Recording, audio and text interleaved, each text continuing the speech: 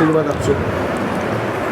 યોગીરાજ અવધૂત શ્રી સંતરામ મહારાજની દિવ્ય અખંડ જ્યોતિના શુભાશીર્વાદ સૌ ભક્તજનોને પ્રાપ્ત થાય એવી શુભ ભાવનાઓ સાથે આજનો વિશેષ પર્વ ગુરુ પૂર્ણિમા આપણી ભારતીય સનાતન સંસ્કૃતિ જે ધર્મ આપણને શીખવે છે કે મનુષ્યનું કલ્યાણ આપણે કરવાનું છે ને આપણે સ્વયં આ મનુષ્ય જન્મને એવું સફળ કરીને જવાનું છે.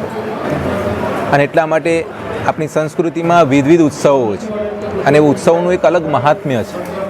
આજે ગુરુ પૂર્ણિમા ગુરુ મહારાજના દર્શન કરવાના, ગુરુ મહારાજનો સત્સંગ એનો અનેરો લાભ લેવાનો છે.